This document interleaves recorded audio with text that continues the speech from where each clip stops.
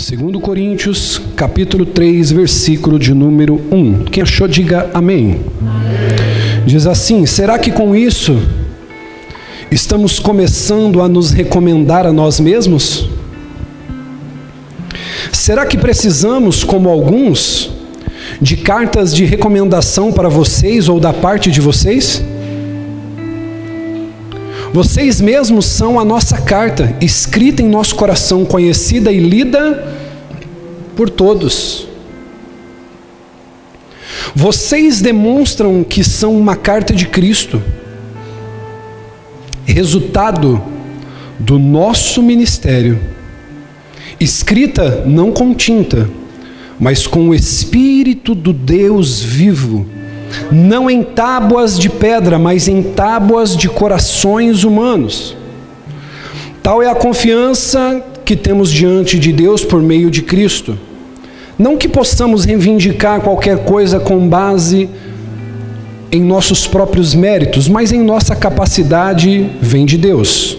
Ele nos capacitou para sermos ministros de uma nova aliança, não da letra, mas do Espírito, pois a letra mata e o Espírito vivifica. E você diga amém. Se assente, por gentileza.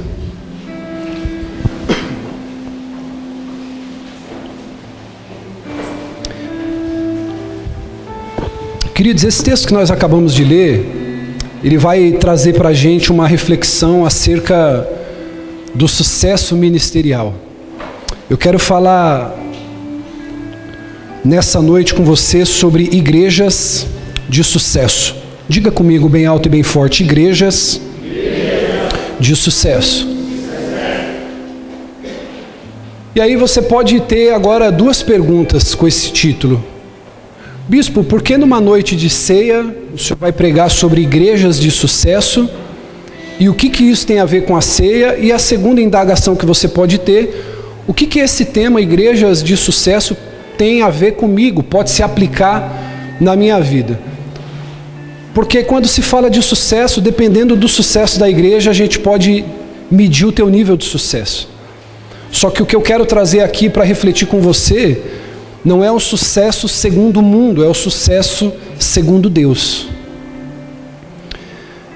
O apóstolo Paulo, ele escreve a sua segunda carta aos Coríntios como uma maneira de refutar falsos mestres que sorrateiramente eles se incluíram dentro da comunidade.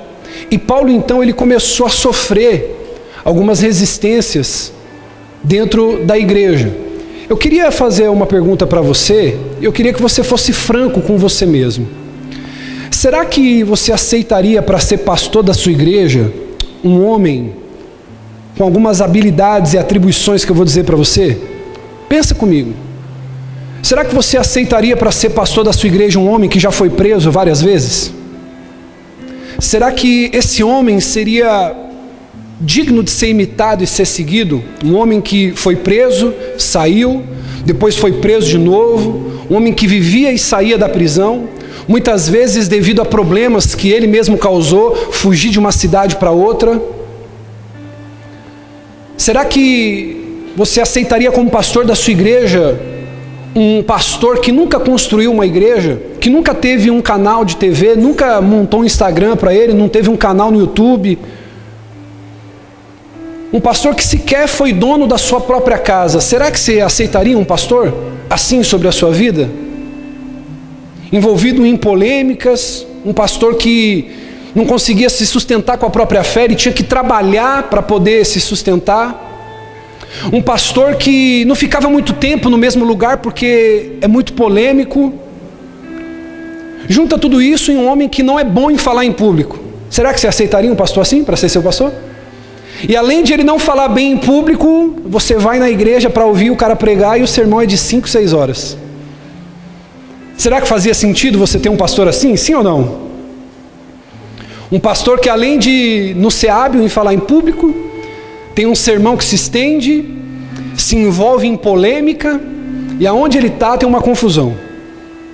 A verdade é que se a gente fizer uma análise fria, a maioria das igrejas não aceitaria um pastor como esse, sim ou não? E é justamente, querido, por esse motivo que muitas igrejas não confiariam o seu púlpito a qualquer um.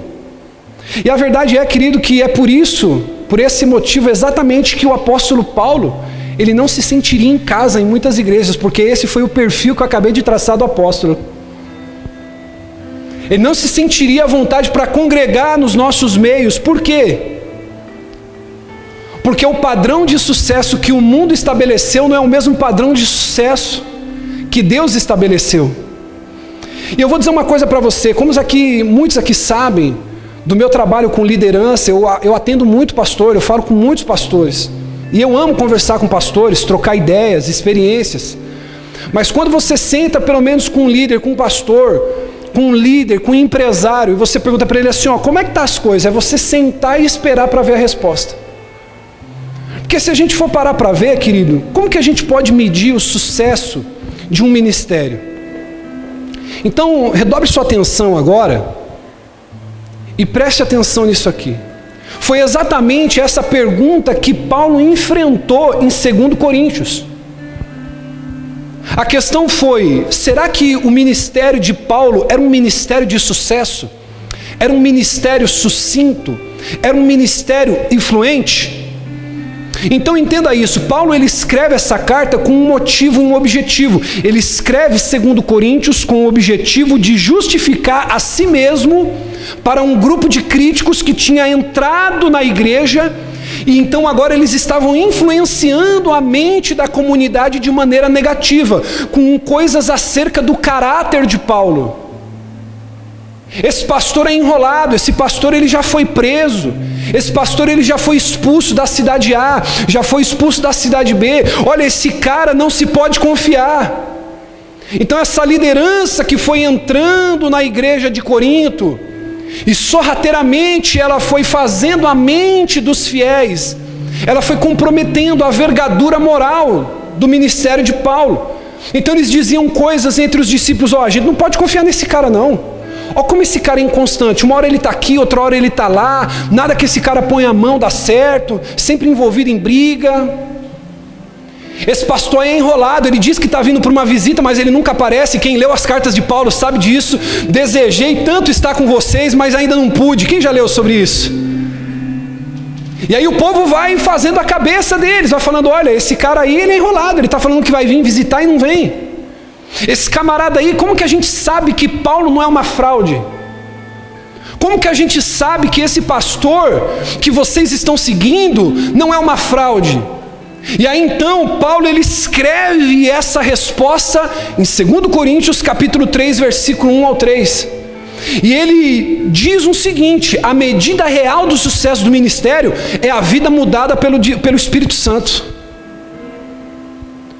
Paulo diz assim: eu não preciso ficar me justificando para vocês que estão sendo meus críticos, para vocês que estão tecendo críticas, para vocês que duvidam do meu caráter. Vocês querem saber se o meu ministério tem sucesso? Começa a ouvir a vida de quem está ouvindo minhas pregações, começa a analisar aqueles que me ouvem. A prostituta não se prostitui mais, o ladrão não rouba mais, aqueles que estavam num pecado agora querem uma vida com Deus. Ele diz assim: então o real motivo do sucesso não está no tanto de igreja que eu abri, mas está na vida das pessoas que me ouviram pregar. Oh glória! Isso aqui é poderoso. Aí Paulo vai dizer assim, ó: isso é o sucesso aos olhos de Deus. O sucesso do ministério é uma coisa difícil de mensurar, difícil de entender. Porque se a gente for pegar o padrão do mundo hoje, você que está aqui, você não pode se iludir. Eu ensino isso para você. Ô bispo, eu fui visitar uma igreja lá, olha bispo, a igreja tem isso, a igreja tem aquilo. Querido, não vá por isso não. Nós temos pessoas que estão congregando com a gente, que são de Itaquera, outras são de Ferraz, outros são de Itaquaquecetuba. Nós temos pessoas que vêm de longe para cá, porque nós ensinamos isso. Você não deve congregar na igreja mais perto da sua casa, você tem que congregar perto da igreja, mais perto da Bíblia. Uma igreja comprometida com a verdade, comprometida com a palavra. E aí então, querido, a gente vê que O contexto de sucesso no mundo de hoje, principalmente em alguns lugares que você vai, se trata de programa de TV, o templo luxuoso, olha, tem ar-condicionado, tem estrutura, tem uma boa parafernália para atender o povo, uma estrutura maravilhosa. A medida do sucesso não se trata, querido, de grandes arrecadações, não se trata de título. A medida do sucesso não se trata da reputação, da influência. Então, querido, o mundo sorrateiramente ele tem entrado dentro das nossas igrejas, e o contexto de sucesso ministerial ele tem sido nivelado por baixo. As pessoas estão medindo o sucesso de maneira equivocada. Preste atenção no que Paulo vai dizer, versículo 1. Será que com isso nós estamos começando a nos recomendar a nós mesmos? Paulo está dizendo assim: será que com os problemas que estão havendo, você acha que eu vou perder o meu tempo para me recomendar? Para provar para alguém que o meu trabalho está dando certo? Aí ele diz: será que nós precisamos, como alguns, de carta de recomendação para vocês ou da parte de vocês? Paulo diz: eu não preciso me vangloriar, eu não preciso de uma carta de referência para provar a validade do meu ministério. É mais ou menos como se os discípulos daquela igreja quisessem analisar o currículo ministerial de Paulo, para dizer assim: vamos ver quantas igrejas ele abriu, vamos ver qual é o nível de influência que ele tem, vamos analisar o que Paulo tem feito para poder ver se valida o ministério dele. E isso, querido, é diferente da forma como a gente faz as coisas hoje. Se você for parar para ver, querido, a gente às vezes vai medir o sucesso de acordo com os graus que a pessoa tem. A pessoa ela chega numa igreja, se ela tem uma boa faculdade, ela é respeitada.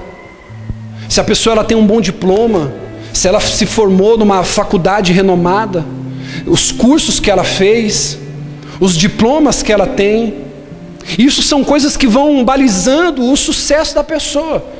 Então, quanto mais simples a pessoa, você percebe que menos expressão ela tem. Ou eu estou falando alguma besteira aqui? Sim ou não? Vocês estão aqui? Dá um sinal aí para eu saber que você está vivo. Eu, hein?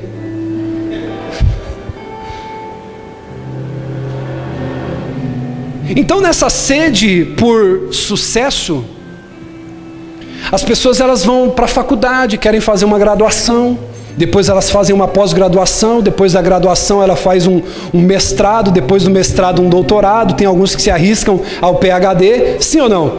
E aí quando você olha para a pessoa, você diz assim, ó, lá vai uma pessoa de sucesso. E de fato a gente quer colocar na nossa parede de casa, né, o diploma, pendurar os canudos, porque aquilo de alguma maneira ele vai trazer uma validação, vai dizer que você não é alguém anônimo. Só que Paulo está dizendo isso aqui: você está achando que eu vou pautar a minha vida nessas cartas de recomendação? O sucesso daquilo que eu faço está na vida daqueles que me ouvem. Só que eu não quero dizer para você também que esse tipo de coisa não é importante, porque é importante.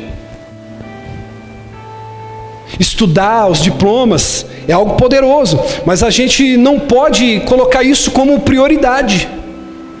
Tem lugares, querido, que as pessoas, para ser ordenada no ministério, é o mais importante. São lugares que vai pelo cargo. A pessoa, se ela tiver uma unção de diácono, de obreiro, ela não se sente ninguém, ela tem que estar entre as hierarquias maiores. Tem lugares que funciona assim. A coisa depende, não é do quanto você serve, não é do quanto você ama, não é do quanto o teu coração está ali disposto ao Senhor, mas é do cargo. Você conhece algum lugar que é assim? Não olha para o lado agora. Mas tem lugares que é assim. O sucesso é determinado pela quantidade de pastores que tem na igreja. O sucesso é determinado pela quantidade de empresários que tem na igreja. O sucesso, ele é colocado de uma maneira ali, olha, quantas pessoas influentes tem naquela igreja. E isso não mede, diga comigo, isso não mede o sucesso. Isso não quer dizer, irmão, sucesso. Paulo, ele não nos dá as estatísticas das suas igrejas.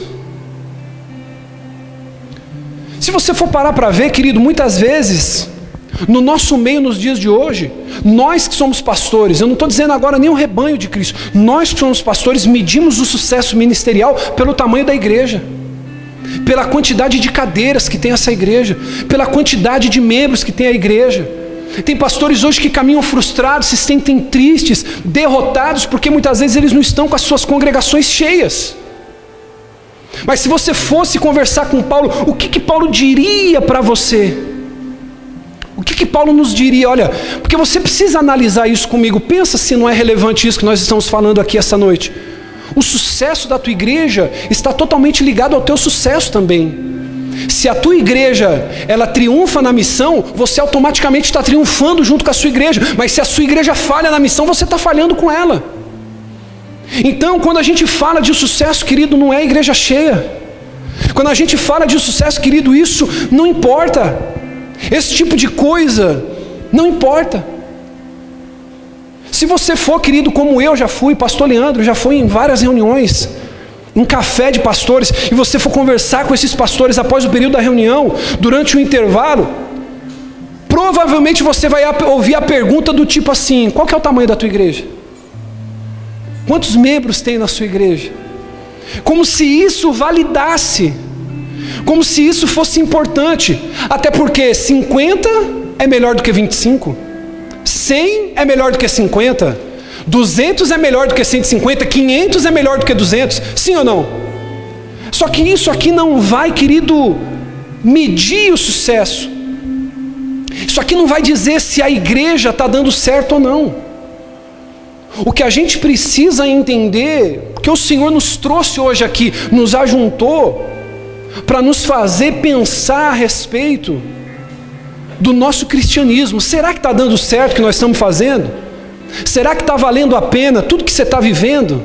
Tudo que você está aprendendo? Vir para cá, pôr uma roupa, arrumar seu cabelo, viver uma vida de renúncias muitas vezes na sua semana, todo o sacrifício que você sabe que você está vivendo, será que isso de fato tem valido a pena? Então por que a gente vê hoje essa inversão de valores quando se fala de sucesso? Porque a gente vive numa cultura de celebridade. A cultura hoje é a cultura da influência. Se você tem um Instagram que você não tem pelo menos 1000 pessoas, você não é ninguém. Se você não tem um Facebook onde você tem 50, 60, 100 curtidas, você não tem expressão nenhuma. Se você não tem um canal no YouTube com acesso, com visualização, você não tem expressão nenhuma. Sim ou não, irmão? Cultura de celebridade. Então, mais importante do que você é quem você conhece. Já parou para perceber? As pessoas que você conhece, conhecer pessoa importante te dá cacife, sim ou não, irmão? Ajuda você a fazer coisas, e isso engrandece você na mente dos outros. Fala, ó, o Eduardo, pô, ele conhece o jogador de futebol fulano, Beltrano, pô, o cara ali é quente. Ah, o pastor Leandro, ele conhece o deputado, ele conhece o governador, ele conhece o vereador. Pô, eu não vou entrar em problema não, porque pessoa influente, sim ou não, irmão? Você não conhece alguém que é arrogante porque conhece um desembargador, um juiz, um advogado, e a pessoa ela diz assim: você pensa que você está falando com quem? Você conhece alguém assim? É o tipo de pessoa que eu tenho mais medo, irmão. Eu tenho mais medo de ver essa pessoa, você pensa que você está falando com quem, do que ver o próprio diabo. Porque o diabo já foi derrotado no poder do nome de Jesus. Agora essa pessoa com essa... Você está pensando que você está falando com quem? Misericórdia, irmão. Então isso é maneira errada. Tudo isso que eu falei para você é o que Paulo está falando. Será que eu vou precisar me recomendar a vocês? Será que eu vou ter que pegar o meu currículo? Será que eu vou ter que pegar a minha influência? Porque Paulo ele foi criado aos pés de Gamaliel. Ele poderia usar isso como um pressuposto para o sucesso do seu ministério. E aí Paulo vai dizer o seguinte: essas cartas de recomendação que Paulo está falando, a aprovação, o reconhecimento dos outros, os aplausos do mundo, essas não são as verdadeiras medidas do sucesso. Por quê? Porque Deus vê de maneira diferente, meu caro. Deus analisa de uma outra forma. Então não adianta. Quantas pessoas que a gente vê, pastor Leandro, que estão frustradas na sua vida, estão vivendo realmente uma vida miserável, me desculpa aqui a maneira de expressar, estão vivendo uma desgraça na sua vida, mas ela congrega numa igreja chique, grande, uma mega igreja. Pastor não sabe qual é o nome dela, o líder não sabe qual é o nome dela, mas ela está feliz. Por quê? Porque quando ela posta no status dela lá, ela está com uma foto bonita. Isso para ela é importante, mais do que a fé dela. E essa não é verdadeiramente a expressão do sucesso. Então Paulo, quando ele vai dizer o que é um ministério, uma igreja de sucesso, ele vai dizer que só importa uma coisa. Diga comigo, somente uma coisa. São as vidas mudadas pelo Espírito Santo. Olha como Paulo explica isso no versículo 2 e 3. Então aqueles homens estavam fazendo resistência a Paulo. Eles estavam tentando tocar na integridade moral de Paulo, falando a respeito de Paulo, tentando violentar o ministério de Paulo. E aí, querido, vai muitas vezes porque você olha e você tem que ver que nem tudo você tem que se explicar, nem tudo você tem que dar uma explicação, nem tudo você tem que se proteger, nem tudo você tem que se defender. Olha o que Paulo diz no versículo 2: vocês mesmos são a nossa carta, escrita em nosso coração, conhecida e lida por todos. Vocês demonstram que são uma carta de Cristo, resultado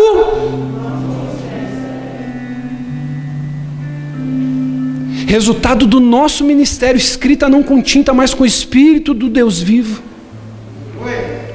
Então, no que se refere a Paulo, ele prova o valor do seu ministério, dizendo o seguinte: olha, vocês estão querendo dizer que o meu ministério não tem validação, mas é o seguinte, você precisa analisar uma coisa. Ô bispo, será que eu estou na igreja certa? Será que a Adapt Church é o lugar certo para eu estar? Deixa eu dizer uma coisa para você, é só você olhar a vida daqueles que entraram e que permaneceram nesse lugar. Se a vida tiver mudada pelo Espírito Santo, entrou com um casamento cheio de problema, mas Deus foi lá, abençoou, a coisa começou a mudar.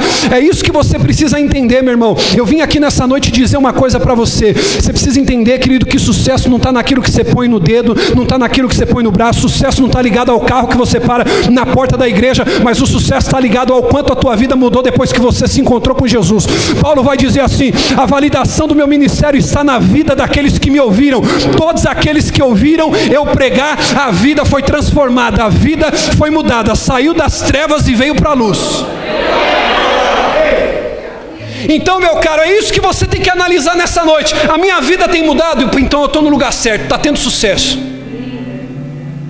A minha vida está sendo uma carta lida pelos outros. Sabe quando é o sucesso da igreja, pastor? Sucesso da igreja não é a foto do domingo com a igreja cheia, mas é você testemunhando na segunda-feira, no teu trabalho, lá na tua faculdade, lá na tua empresa. Sucesso, querido, não é foto bonita aqui dentro, mas é ação lá fora. Diga glória. Paulo estava dizendo assim: você quer saber o que é sucesso de uma igreja? É quando o pastor prega e as pessoas são mudadas completamente. Então isso aqui tudo vai passar, meu caro. Eu costumo dizer, se tirar tua casa, tirar teu dinheiro, tirar tuas roupas, tirar tuas posses, quem sobra? Quem é você?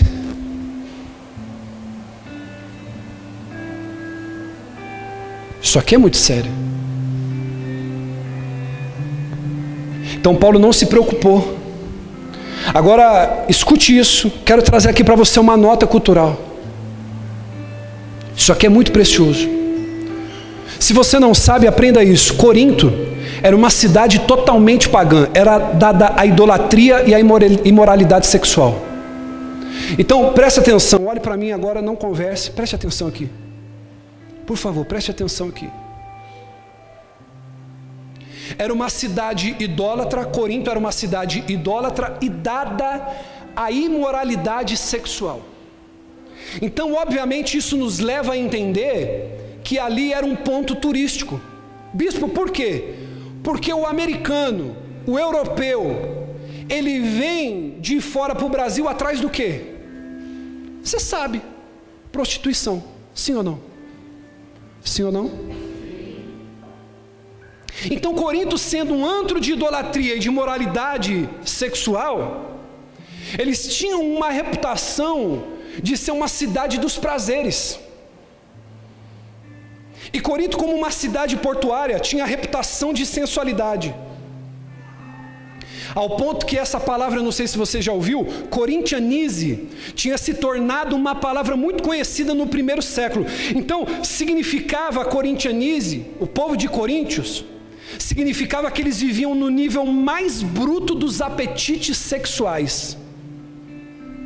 Ou seja, os apetites sexuais deles eram atendidos de todas as maneiras. Corinto era um lugar onde você de fato poderia dizer que realmente vale tudo, lá valia tudo. Então, quando o evangelho entra em Corinto com o poder de transformação através de Jesus Cristo, os pecadores começaram a se converter. Os amantes da prostituição agora eram amantes da pureza. Os amantes do comércio ilícito agora eram amantes da justiça, da verdade.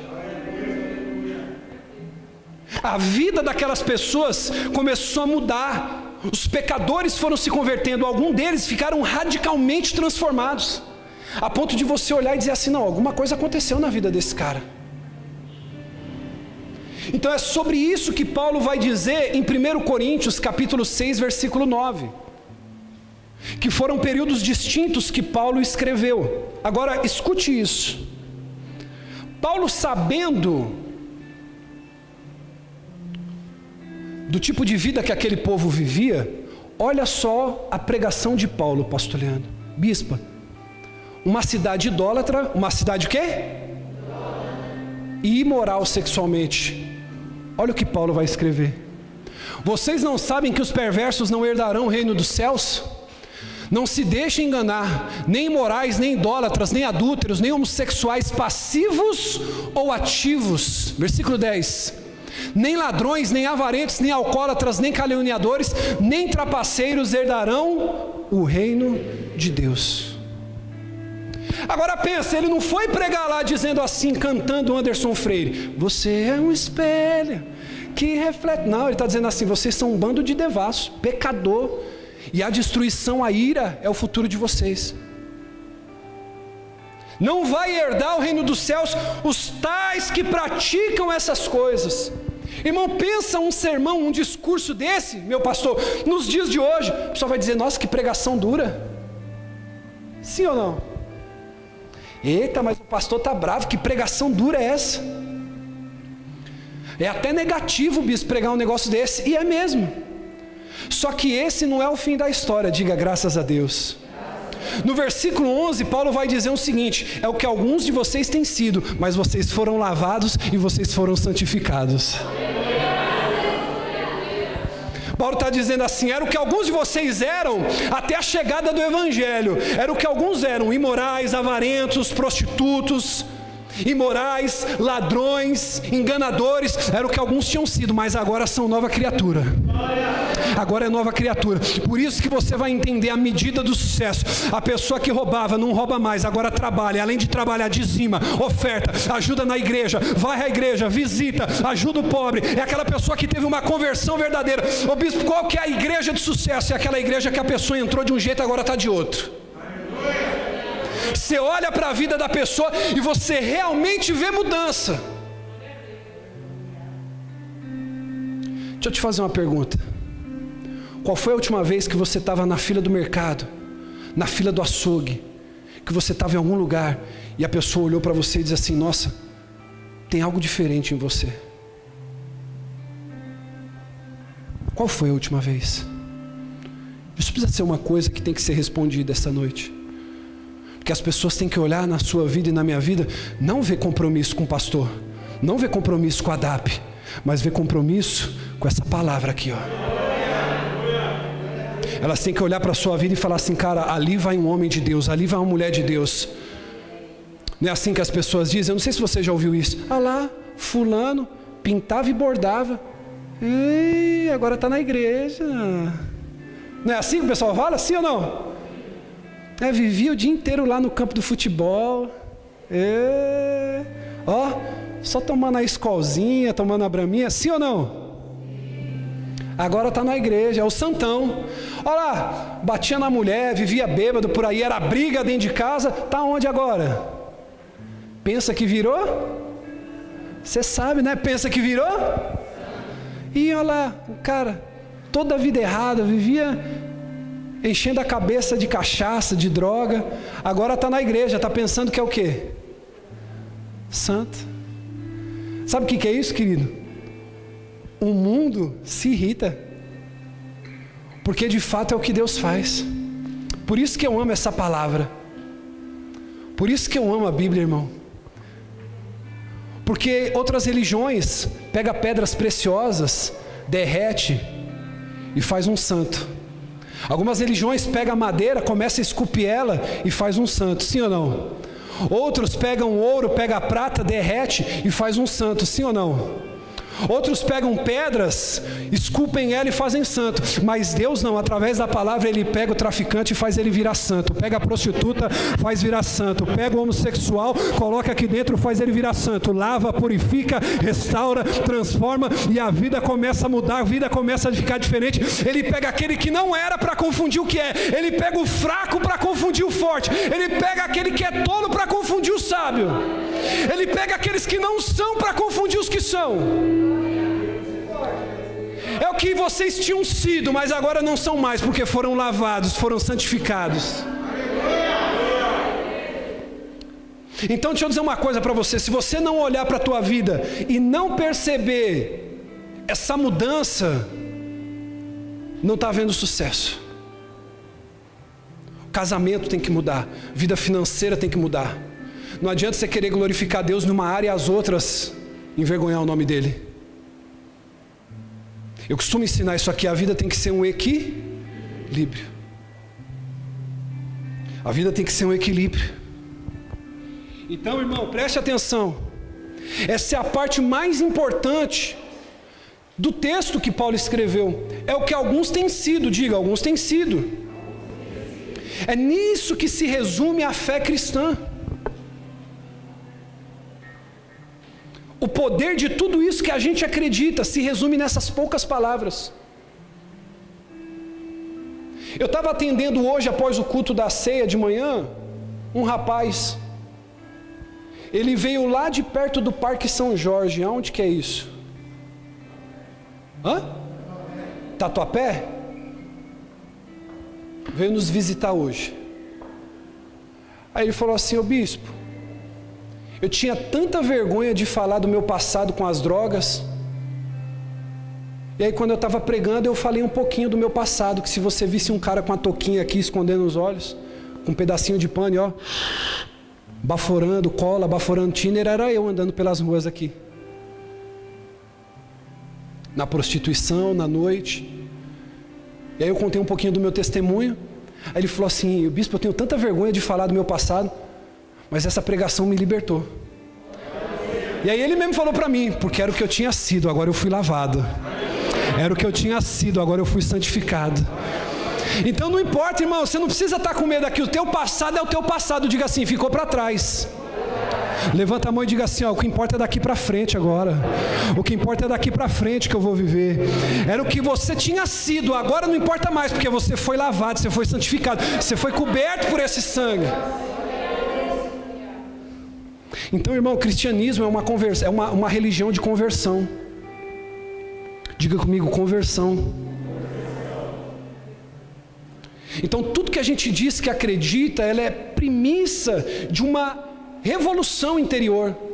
Eu mudo primeiro no interior, para depois isso se expressar no exterior. Posso falar isso aqui? Tem gente que entra aqui por essas portas, e ela vem entrar pedindo pelo marido, pedindo pela esposa. Já aconteceu de eu atender, a mulher vir buscar pelo marido, fala: bispo, aquele traste, aquela imundícia, bispo, só Deus na vida daquele camarada. E eu olho assim, eu digo assim: meu Deus, em vez de vir buscar para que ela mude primeiro, está buscando pelo outro. Então não se trata, querido, de você vir buscar por alguém aqui. Eu não estou dizendo com isso que invalida a oração, a bênção que Deus ele estende para alguém, não é isso. Mas eu tenho que entrar aqui principalmente para olhar, diga assim, para a minha vida. Eu preciso, querido, o cristianismo é uma religião de conversão. Então a boa notícia é que você não tem que ficar do jeito que você é. Eu vou repetir isso aqui. Você não tem que ficar do jeito que você é. O Evangelho é um convite à mudança. Eu sei que todos que entraram aqui em alguma área têm falha, têm inclinações. Tem uns que têm inclinação para a imoralidade sexual, outros têm inclinação para a imoralidade financeira. Cada um, querido, tem um tipo de inclinação para algo de mal. Tem pessoas aqui, querido, que se colocar ela para cuidar de 30 reais, essa pessoa ela pode ter um problema, porque ela tem um problema com dinheiro. Tem pessoa que tem problema de caráter, é a pessoa que fala demais, ela inventa, ela mente, ela calunia. Cada um entrou aqui essa noite com uma demanda, só que a grande questão é, você não precisa permanecer do mesmo jeito. O Evangelho é um convite para você mudar. A sua vida pode ser mudada por Deus, mas você tem que abrir o coração para isso. Diga assim: eu preciso abrir o coração. O milagre da conversão, querido, ele acontece quando você se encontra com Deus e você permite, se abre para essa mudança. Amém? Você abre o teu coração para essa mudança. Então, uma vez que Deus ele entra em cena na sua vida, a sua vida nunca mais será a mesma.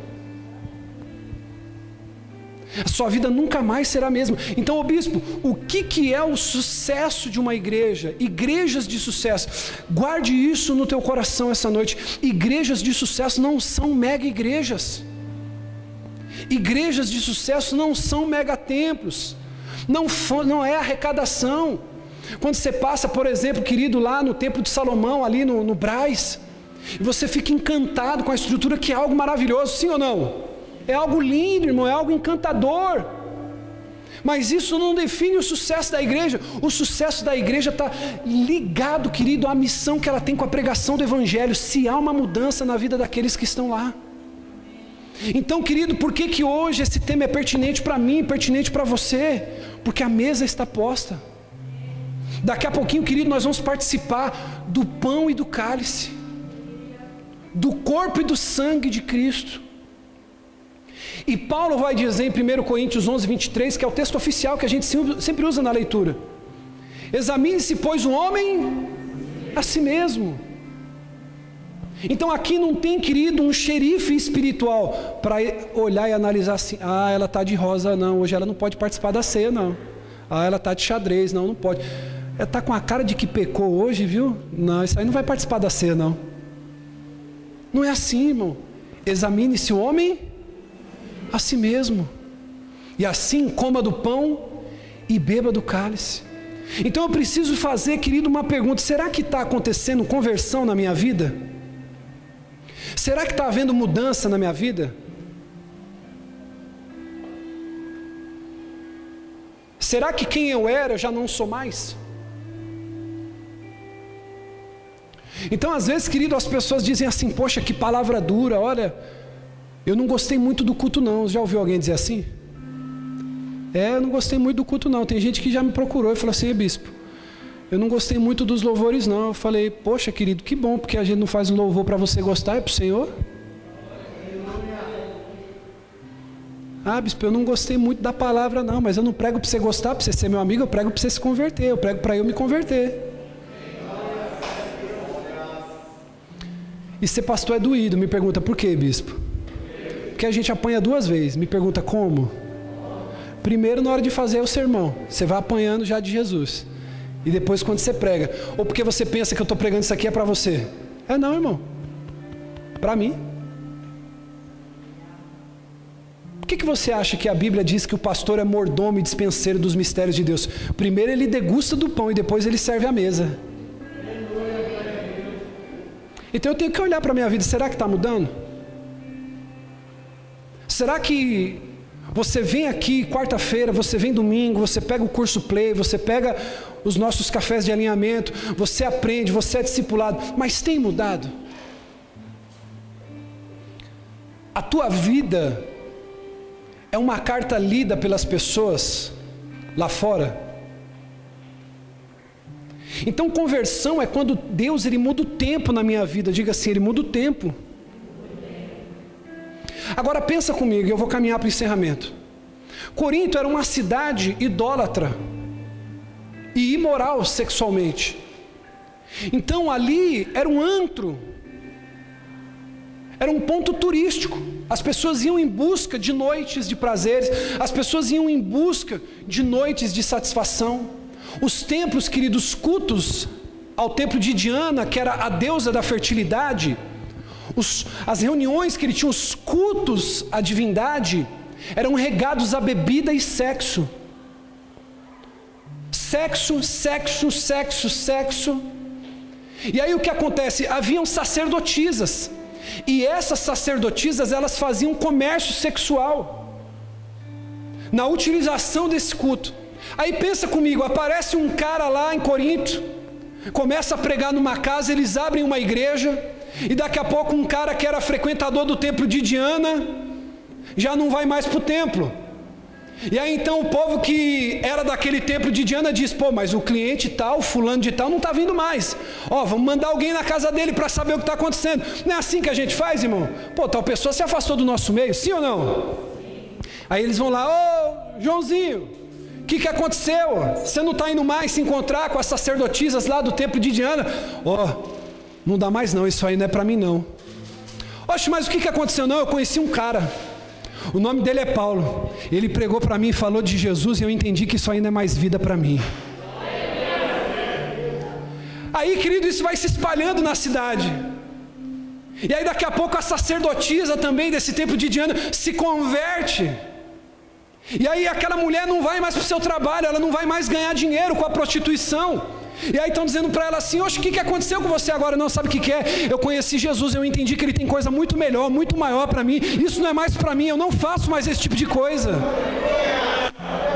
Isso é a mudança de vida, querido. Isso é o sucesso da igreja, é a mudança de vida.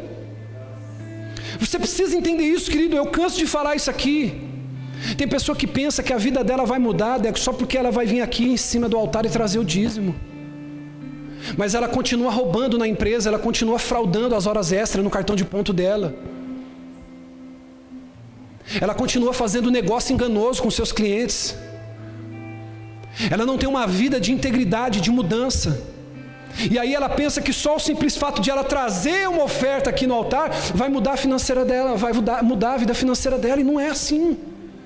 Tem que haver integridade em tudo que eu faço. Diga assim: em tudo que eu faço. Então você tem que entender, é o que você era, mas agora você não é mais, você é uma outra pessoa, uma outra criatura. Essa é a luta diária do cristão. E deixa eu dizer uma coisa para você, você tem que estar aqui entendendo uma coisa, guarde isso. Se você não estiver disposto a viver essa luta, nenhuma oração vai ser capaz de fazer isso por você. Nenhuma oração. Se você não entrar aqui com um coração aberto, disposto a aprender, disposto a se submeter, a ser ensinado, não vai mudar. Você vai continuar vivendo como você era no passado. Então eu preciso, diga comigo, eu preciso mudar. Então Paulo vai dizer assim: olha, eu não preciso ficar me justificando. Quer saber o sucesso do meu ministério? Olha para a vida daqueles que me ouvem. Agora eu vou dizer isso aqui. Por isso que você que é da igreja, preste muita atenção no que eu vou dizer. Você tem que tomar cuidado com a maneira que você anda. Você tem que tomar cuidado, querido, as postagens que você curte. Às vezes uma vergonha, querido, um homem casado vai lá, curte postagem de mulher de biquíni. Está errado, querido, você está envergonhando tanto a tua esposa quanto a tua igreja. Isso está demonstrando, sabe o que, querido? Que você não está sendo ensinado, você não está sendo pastoreado, que a pregação que sai desse altar não está mudando a tua vida. Haja com compostura, haja com decência, honre a tua esposa, honre o teu marido. A maneira com que você se porta na internet, a maneira com que você se porta na frente das pessoas, diz muito a respeito de quem você ouve. Então não adianta, querido, eu querer dizer com a minha vida uma coisa no domingo, mas lá fora eu estou dizendo outra. A minha vida tem que andar de acordo, diga, tem que andar de acordo.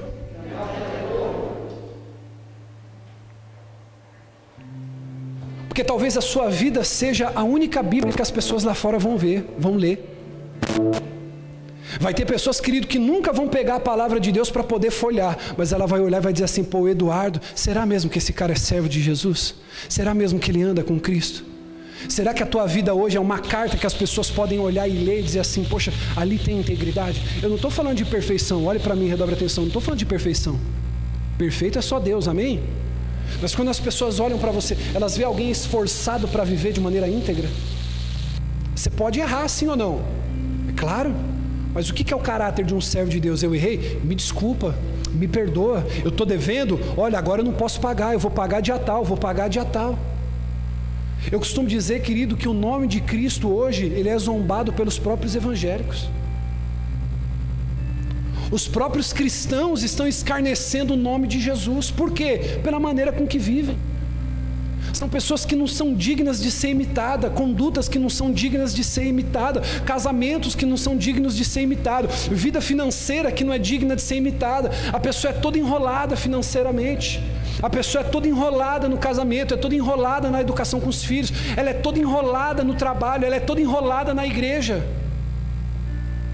Então você vê que o evangelho não teve uma mudança na vida da pessoa. E o problema foi o evangelho? Não, foi a pessoa que veio para a igreja, sentou, ouviu, mas não decidiu praticar. É só ouvinte, não é praticante. Versículo 3 do texto que a gente leu: porque já é manifesto que vocês são cartas de Cristo. A vida daquele povo, olhe para mim, sabe qual que é o sucesso da igreja? A vida daquele povo era como se fosse uma carta de Jesus, escrita no coração daquele povo. Olhe para mim, o pastor não tinha que ficar fiscalizando o que eles faziam, eles tinham temor no coração, eles viviam com integridade diante de Deus.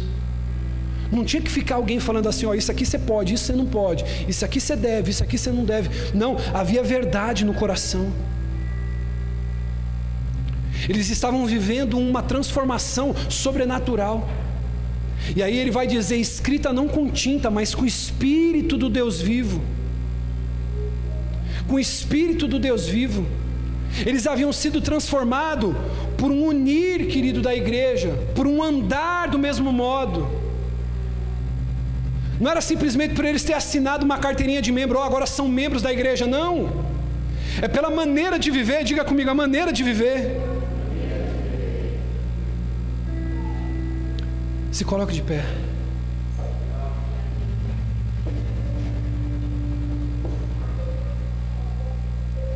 Diga comigo assim: Jesus é o escritor, o Espírito Santo é a tinta. Olha para o teu irmão e diga assim: você é a letra.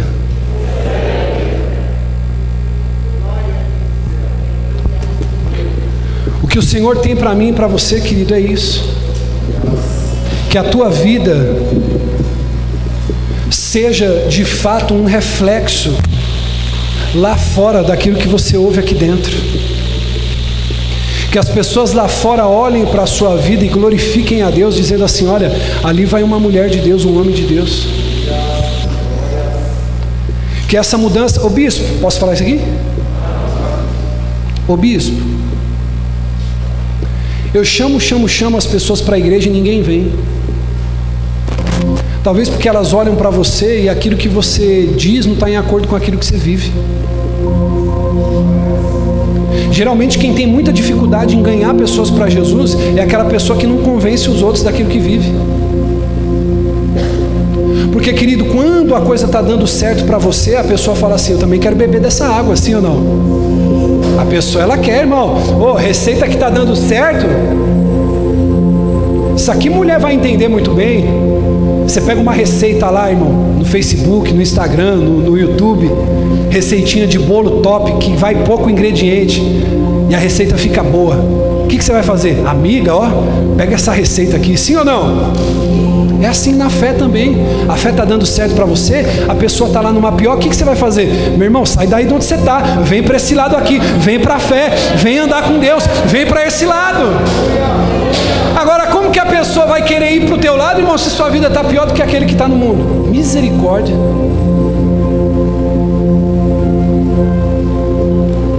Então, querido, o evangelho ele tem que ser prático, ele tem que dar resultado na tua vida. Ele tem que dar. cartas vivas. Só que sabe o que acontece, querido? A sua vida não pode ser como uma leitura de Dom Casmurro, uma leitura difícil. As pessoas têm que olhar para a tua vida, por isso a praticidade do Evangelho é poderosa. Você não tem que viver, querido, como um monge tibetano, não. É só você andar com integridade, com inteireza de coração, fazendo o que é certo, comprando, pagando. Diz que vai chegar às 8, chega às 8. Se não conseguir chegar às 8, avisa, olha, não vou poder estar. É o mínimo, diga assim comigo, é o mínimo. É isso que o Senhor tem, diga aleluia.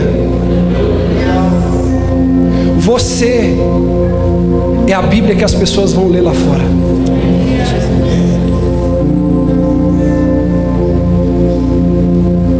As pessoas vão olhar para a tua vida e elas vão dizer assim: poxa, será que vale a pena ou não servir esse Deus que ela serve? Diga comigo, sucesso não fala de dinheiro, influência, poder, mas fala do quanto a minha vida tem mudado. É isso.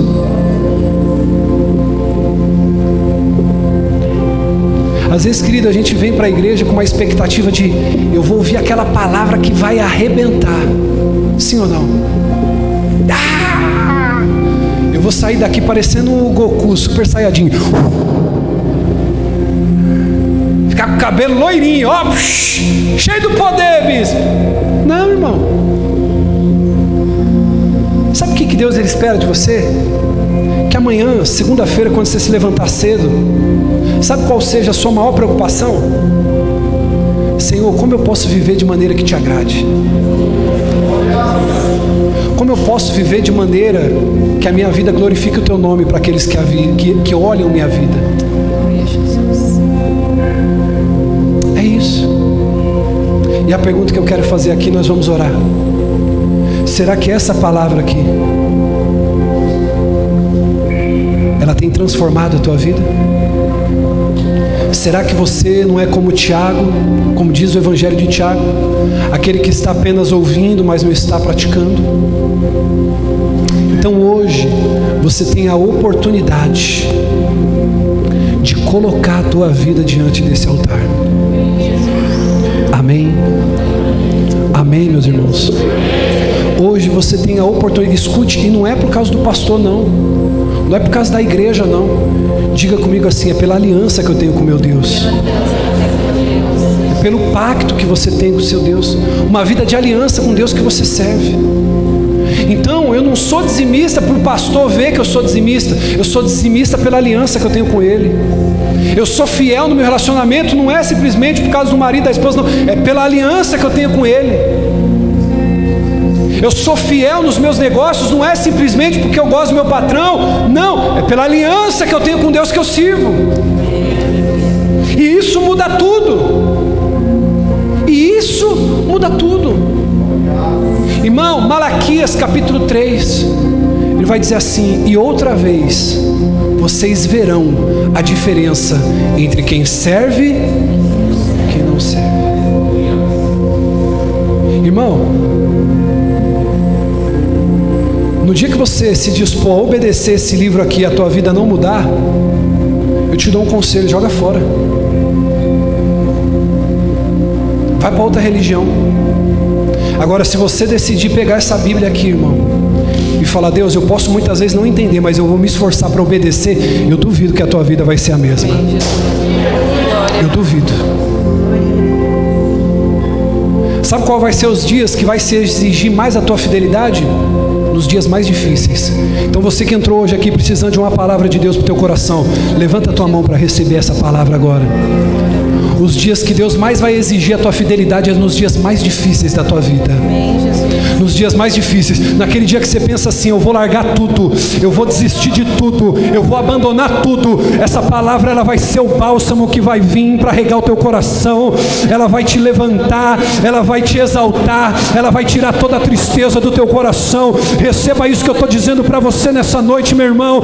Pode vir o que for, o choro vai durar uma noite, mas a alegria ela vem pelo amanhã. conhecer, irmão. Ainda que você ande pelo vale da sombra e da morte, você não deve temer mal nenhum, porque o Senhor, Ele te consola, Ele te guia a águas tranquilas. O Senhor é o seu refúgio e fortaleza no momento da angústia. Aleluia, Jesus. Se esconda nessa palavra. Por isso que o inimigo quer fazer de tudo para você não ler a Bíblia, não estudar a palavra, não falar com Deus. Olhe para mim. Sabe por que você tem que andar com a tua própria fé, meu caro? Porque vai chegar um dia que você não vai ter a igreja com você. Pode chegar um dia que o problema vem e você não vai ter o pastor com você. Mas essa aqui nunca vai te deixar.